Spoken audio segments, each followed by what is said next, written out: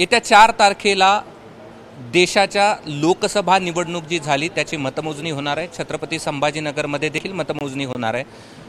खरं तर अनेक उमेदवारांची धाकधूक लागलेली आहे की संभाजीनगरचा खासदार कोण होणार। आता याचीच मतमोजणी येत्या 4 तारखेला होणार आहे आणि त्याची तयारी प्रशासनाच्या वतीनं पूर्ण केली गेलेली आपल्याला पाहायला मिळते। आता जर आपण पाहिलं तर हे सगळे पोस्टल मतदान जे होईल त्याची मतमोजणी इथं या ठिकाणी केली जाईल आणि आपण बारकाईने जर पाहिलं तर इथे उमेदवारांची नाव आणि त्याची चिन्ह देखील पाहायला मिळतील आणि त्याला जे मतदान पडेल ते या ठिकाणी इथे टाकलं जाईल आणि त्यानंतर त्याची मतमोजणी होईल। दुसरीकडे आपण पाहिलं तर प्रत्येक विधानसभा वाईज 14 टेबल या ठिकाणी लावण्यात आलेले आहेत आणि असे 14 6 ठिकाणी मतमोजणी होणार आहे आणि त्याची तयारी आपण पाहतोय की प्रशासनाच्या वतीनं पूर्ण झालेली आहे। इथे खुर्च्या या ठिकाणी लावल्या गेलेल्या आहेत। इथे आतमध्ये मतमोजणी जे करणारे लोक आहेत ते असतील, त्याचबरोबर बाहेर उमेदवारांच्या प्रतिनिधी देखील या ठिकाणी त्यांना हे सगळं पाहता येईल याची व्यवस्था देखील करण्यात आलेली आहे आणि 22 ते 28 फेऱ्या होतील आणि त्यानंतर छत्रपती संभाजीनगरचा नवा खासदार कोण हे या ठिकाणी स्पष्ट होणार आहे। आपल्यासोबत जिल्हाधिकारी आहेत, आपण त्यांच्याकडनं या सगळ्या संदर्भात जाणून घेणार आहोत। सर, मला सांगा की कशी तयारी या ठिकाणी मतमोजणीची आपण केली आहे आणि ही कशी प्रक्रिया असेल, किती वाजता सुरू होईल? मतमोजणीची तयारी आता आमची अंतिम टप्प्यात आलेली आहे। 3 तारखेला याच ठिकाणी आम्हाला रंगीत तालीम घ्यायचं आहे, म्हणून आज आम्ही ही पाहणी करतोय। 4 तारखेला सकाळी 5 वाजता सर्व अधिकारी कर्मचाऱ्यांना आम्ही या ठिकाणी हजर राहण्याच्या सूचना दिलेल्या आहेत। 5 वाजता रँडमायझेशन होईल, म्हणजे कुठला कर्मचारी कुठल्या टेबलवर जाणार ते निश्चित होईल, ते अनाऊन्स करून सांगितलं जाईल। 5:30 ते 6 वाजेपर्यंत सगळे स्थानापन्न होतील।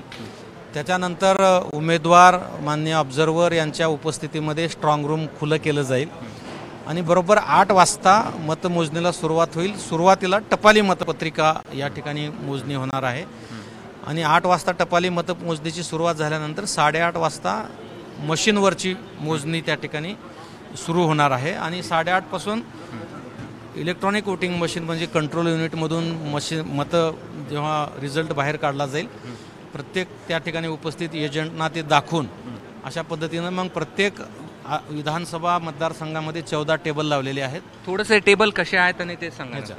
आता यामध्ये आपण पाहतोय हे एका असेंब्लीसाठी हा आम्ही सेट केलेला आहे। यामध्ये या जाळीच्या बाजूला जे आपण खुर्च्या बघताय ते एजंटसाठी त्यांना बसण्याची व्यवस्था केलेली आहे। ह्या गेटमधून एजंट येणार आहेत, त्यांना मध्ये प्रवेश नाही आहे, ते त्या मार्ग येतील आणि मध्ये त्यांचे टेबल जो अलाउट केलेला आहे त्याच्यावरती जाऊन बसणार आहेत आणि 1 ते 14 टेबल या ठिकाणी आपण पाहतो आहे। पहिल्या राऊंडमध्ये मतदान केंद्र क्रमांक 1 ते मतदान केंद्र क्रमांक 14 चे मशीन या ठिकाणी येतील आणि सर्व कर्मचारी बसल्यानंतर त्यांना गोपनीयतेची एक शपथ माहिती द्यावी लागते, ती दिली जाईल आणि मग मतमोजणीला या ठिकाणी प्रारंभ होईल। बरं, किती फेऱ्या होतील असा आपला अंदाज आहे? अंदाजे किती वाजेपर्यंत स्पष्ट नाही, आम्ही जे कॅल्क्युलेशन सर्व केलेलं आहे, औरंगाबाद लोकसभा मतदारसंघामध्ये मॅक्झिमम 27 राऊंड होणार आहेत, 27 फेऱ्या मतमोजणीच्या होणार आहेत आणि जनरली आपल्याकडे 37 उमेदवार आहेत आणि 1 नोटा, म्हणजे 38 जणांची मतं बाहेर येणे, म्हणजे शिट्ट्या तेवढ्या 38 शिट्ट्या वाजतील आणि तेवढ्या जणांची मतं नोंदवून त्या राऊंडचा रिझल्ट शीट तयार करणे आणि परत मशीन परत पाठवणे, याच्यासाठी साधारणतः ॲव्हरेज 20 ते 22 मिनिट लागणार आहेत।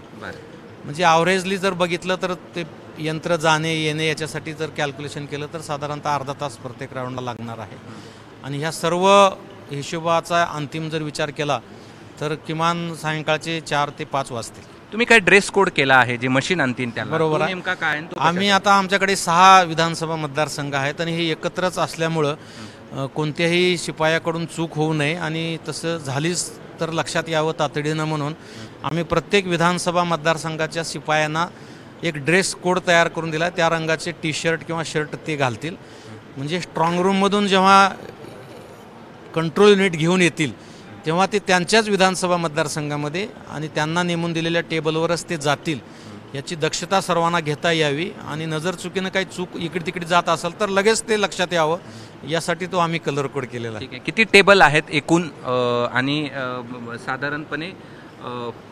साधारणपणे जर आपण पाहिलं तर कशा प्रकारचं नियोजन आहे, म्हणजे टेबल? नाही, आता एका विधानसभा मतदारसंघात 14 आहेत, 6 विधानसभाचे आपले 84 टेबल्स लागलेले आहेत। प्रत्येक राऊंडमध्ये 84 मतदान केंद्राची मतमोजणी त्या ठिकाणी होणार आहे। सुरुवातीला टपाली मतमोजणी प्रारंभ होणार आहे आणि हे 27 राऊंड झाल्यानंतर म्हणजे प्रत्येकाला निकालाची उत्सुकता असते, परंतु आम्हाला काही कायद्याचे नियमाचे आयोगाचे बंधन आहेत. त्यामुळं ही मतमोजणी संपल्यानंतरसुद्धा आम्हाला व्हीव्हीपॅटमधले जे स्लिप्स आहेत ते रँडमली सिलेक्ट करून 5 मतदान केंद्र प्रत्येक विधानसभा मतदारसंघातले त्याच्यातल्या व्हीव्हीपॅटच्या स्लिप मोजायचे आहेत आणि त्या मोजल्यानंतर त्या आणि मशीनमधल्या सगळं टॅली करून मगच आम्हाला अंतिम निकाल घोषित करायचा आहे. त्याला कदाचित संध्याकाळचे 6-7 वाजतील असं वाटतं.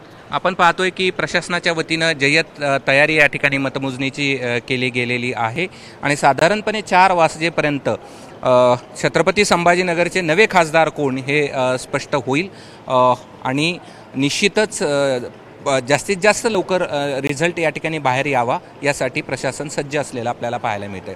कॅमेरामन धनंजय दारुंटेसह मी कृष्णा खिंडे, एबीपी माझा, छत्रपती संभाजीनगर. एबीपी माझा, उघडा डोळे बघा नीट.